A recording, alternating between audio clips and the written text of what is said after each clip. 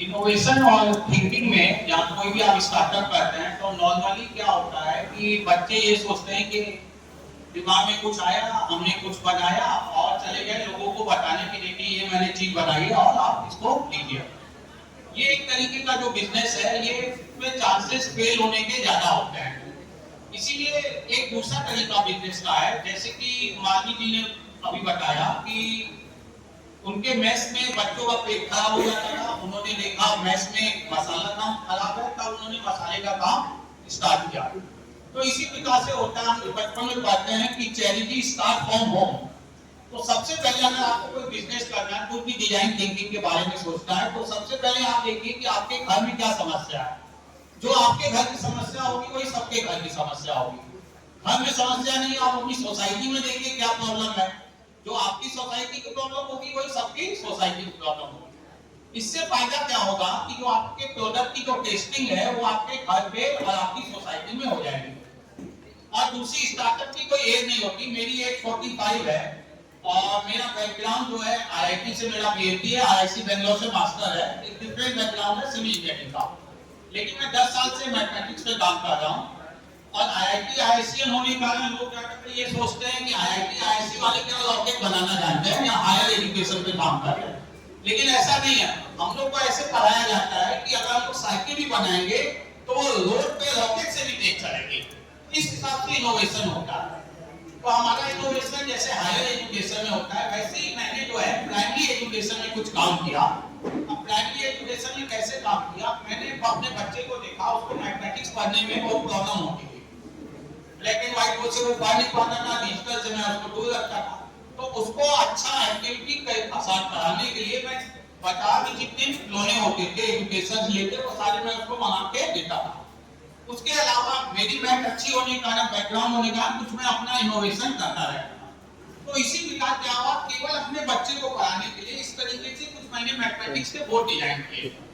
ये बोर्ड मैंने डिजाइन किया अपने बच्चे के लिए, यानी कि मेरी चैरिटी कहां से स्टार्ट हुई, होम से। कोई बिजनेस के लिए नहीं, कुछ बेचने के लिए नहीं। फिर ये बोर्ड मैंने उनके फ्रेंड्स को दिया अपने बच्चे के, उनको भी अच्छा लगा। जब सबको ये बोर्ड अच्छा लगने लगा तब मैंने इस पे काम शुरू किया और इसको अटल इंक्यूबेशन सेंटर बीएचयू से स्टार्टअप किया। और मुझे वहां से सपोर्ट भी मिला कि किससे इस तरीके को, किस इनोवेशन को all over India, all over the world सब जगह ले जा सकते हैं। तो यहाँ पे देखिए क्या हुआ, पहले मैंने इनोवेशन में पहले थिंकिंग किया, उसके बाद डिजाइन किया। ऐसा नहीं कि पहले डिजाइन किया फिर थिंक किया। अब जैसा कि जब आप एक अच्छी जगह पे आ जाते हैं, कोई आपको इंक्यूबेशन सेंटर मिल जाता है, अटल इंक्यूबेशन सेंटर जैसा या बीएचयू जैसा, तो वहां पे जो है आपको अच्छे अच्छे ब्रिलियंट माइंड मिलेंगे जिनकी थिंकिंग और भी अच्छी होती है। तो जैसा कि मालवी जी है, ब्लाइंड है, उन्होंने अपनी बताया कि उनको काफी दिक्कत थी। तो मैं बीएचयू में जब आया तो मैं ब्लाइंड बच्चों से मिला और मैंने देखा कि वो कैसे मैथमेटिक्स पढ़ते हैं। मेरा मैथ पे उनके था, तो उनके लिए ब्रेल आती है, लेकिन ब्रेल पे आप मैथ पढ़ना बहुत ही मुश्किल है। और तो उसके लिए जो है सही मैंने ये रिसेंटली एक ब्रेल डिजाइन की है। ये मैग्नेटिक ब्रेल है और ये मैं दुनिया की पहली मैग्नेटिक ब्रेल है जो ब्लाइंड बच्चों के लिए। हार्डली 200 to 300 रुपीस में ये बच्चों को आराम से मिल जाती है। अब ये स्टार्ट कैसे हुई, अगेन इसकी डिजाइन स्टार्ट की मालवी जैसे जो बच्चे हैं बीएचयू में, पहले मैंने उनको दिया, उससे ट्रायल हो गया, ट्रायल सफल रहा तो ये चीजें आगे बढ़ी।